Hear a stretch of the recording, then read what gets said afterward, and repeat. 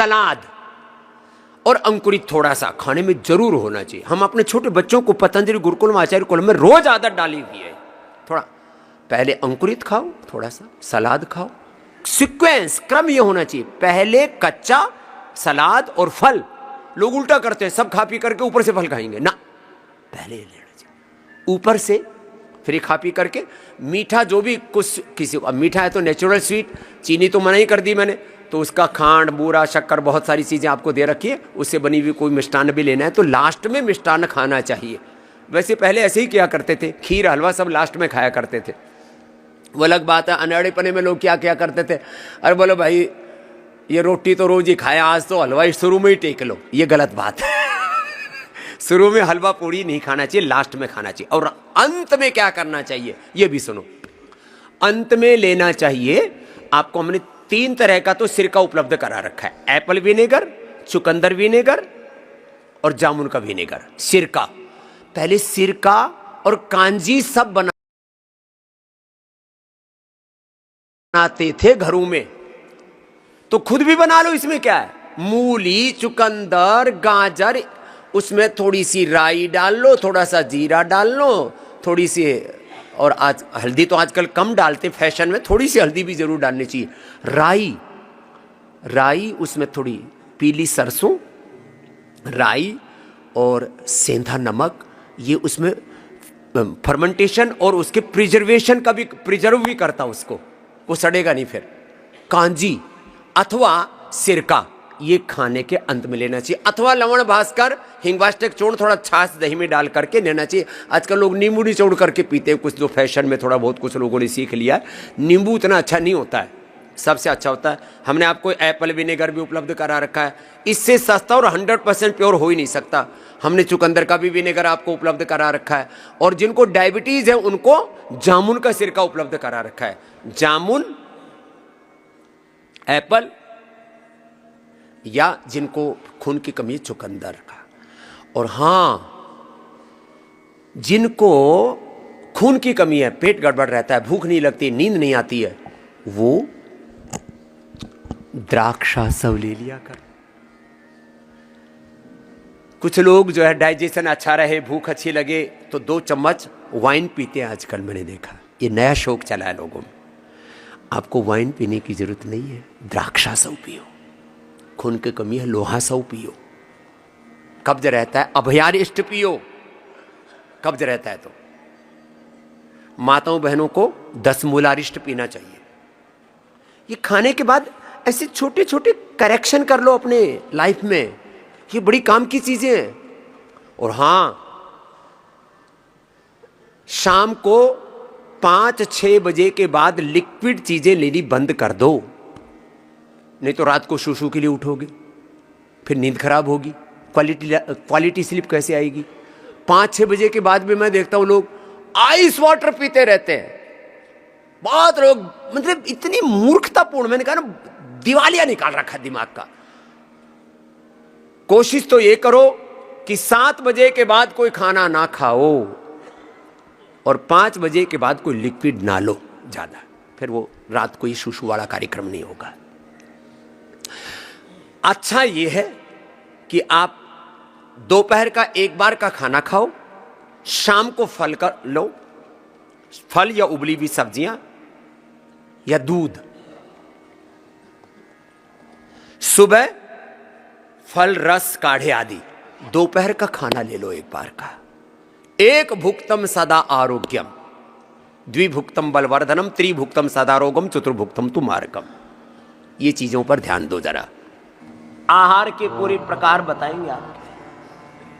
आहार में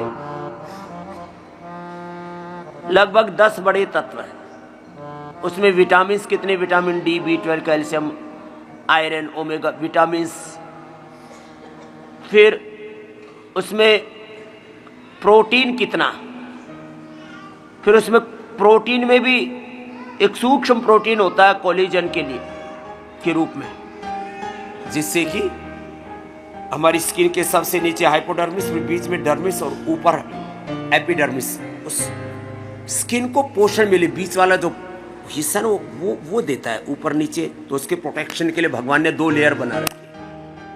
यदि किसी का कोलेजन अच्छा रहेगा तो 100 साल तक आपकी चमड़ी जवान रहेगी, झुर्रियां नहीं पड़ेगी। यहाँ ना जब मैं देखता हूँ लोगों के 60 साल में ही हवाइयाँ सी उड़ जाती है, मेरी उम्र के लोग मेरे बापू जैसे दिखते हैं, दर तेरे की। तो मैंने अपने ये गांव का शब्द धत तेरे की, क्या कर दिया तूने, अपना हुलिया ही खराब कर लिया। और कुछ तो मेरे से आधी उम्र वाले मेरे बापू लगे मेरी उम्र वाले मेरे बाप दिखा रहे, क्या अपने ऊपर अत्याचार कर लिए। चलो मंडूकासन योग मुद्रासन को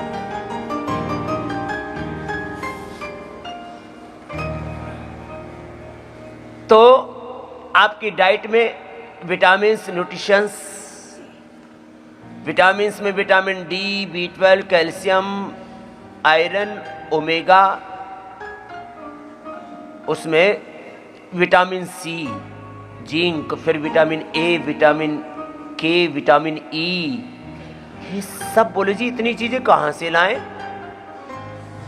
अरे अपने सामान्य जो दाल रोटी सब्जी है उसमें रोटी का मतलब चावल और गेहूं नहीं, 99% लोग इसी पर घोटते रहते हैं। पता नहीं कहां से ये मुसीबत आ गई। गेहूं चावल 10% होने चाहिए हमारी डाइट में, ये 90% आ गई, इसको हटा लो। मिलेट्स लो, शाक सब्जियां लो, अंकुरित लो, जिनको काजू बादाम किशमिश मुनक्के नहीं मिलते कोई बात नहीं, चना है ना, चना, मूंग, मूंगफली, इससे वो सारे जो हेल्दी फैटी एसिड्स हैं वो आपको पूरी मिल जाएंगे। हेल्दी फैटी एसिड्स ब्रेन के लिए, स्किन के लिए, पूरे शरीर के लिए बहुत जरूरी होती है। मंडूकासन योग मुद्रासन, लंबा करो, कर लो थोड़ा, ऐसे कर लो। फिर डाइट में प्रोटीन, अच्छे वाला प्रोटीन 10 ग्राम, जो मीडियम वर्कआउट करते हैं उनको 50 ग्राम, जो मेरी तरह से फुल वर्कआउट करते हैं उनको 100 ग्राम प्रोटीन चाहिए। कितना? जोर से बोलो। 100 ग्राम। तुम्हारे लिए 85 ग्राम बहुत है। वो किससे मिलेगा? प्रोटीन के 10 स्रोत हैं। एक तो मांसाहारी तो बहुत आड़ कबाड़ खाते हैं, छोड़ो। सबसे अच्छा सोर्स है दालें, दूध, दही, छाछ। और 52% प्रोटीन होता है सोयाबीन में, इसलिए न्यूट्रिला, सोया चंक्स हमने पूरे देश में प्रोटीन के नाम पर अंडा छुड़वा करके, प्रोटीन के नाम पर मुर्गी की पोटी खाते रहते हैं। और मतलब दुर्भाग्य तो है कि सरकारों की तरफ से अभियान चलाया गया, संडे हो या मंडे रोज खाओ अंडे। मैंने कहा इनको मारो डंडे जो खिलाते हैं अंडे। तो अंडे में नहीं, सोयाबीन में 52%। सामान्य रूप से दालों से लेकर के, और आपको तो हमने जो जिनको ज़्यादा ही वर्कआउट करते हैं, बच्चे आजकल प्रोटीन बहुत खाते हैं और उससे उनकी लीवर, किडनियाँ खराब हो रही हैं, स्किन खराब हो रही है, आँखों में खून उतर रहा है, बीपी बढ़ रहा है, शुगर हो रहा है, बुरी हालत। तो आइसोवेदा 90%, वेव प्रोटीन 80 और ग्रीन प्लांट प्रोटीन ये बड़ा ज़बरदस्त है, इसमें 72%, 72, 80 और 90% तक प्रोटीन आपको हमने दे दिया। आज बाबा जी ने स्वास्थ्य से संबंधित बहुत ही शिक्षाप्रद जानकारी दी है।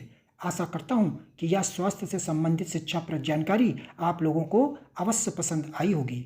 तो दोस्तों, अगर यह शिक्षाप्रद वीडियो आप लोगों को पसंद आया हो तो इस वीडियो को लाइक करें और अधिक से अधिक लोगों को शेयर भी करें, जिससे और भी लोग यह शिक्षाप्रद स्वास्थ्य संबंधी जानकारी का लाभ उठा सकें। और दोस्तों, अगर आपने हमारे चैनल को अभी तक सब्सक्राइब नहीं किया है तो तुरंत हमारे चैनल को सब्सक्राइब भी कर लें, जिससे आप लोगों को नोटिफिकेशन के माध्यम से बाबा जी के यह शिक्षाप्रद वीडियो तुरंत प्राप्त हो सकें, जिससे आप लोग इसी तरह स्वास्थ्य संबंधी शिक्षाप्रद जानकारियों का लाभ उठाते रहें। तो दोस्तों, कल फिर किसी स्वास्थ्य संबंधी शिक्षाप्रद वीडियो के साथ आप लोगों के समक्ष फिर से प्रस्तुत होंगे। तब तक के लिए नमस्कार।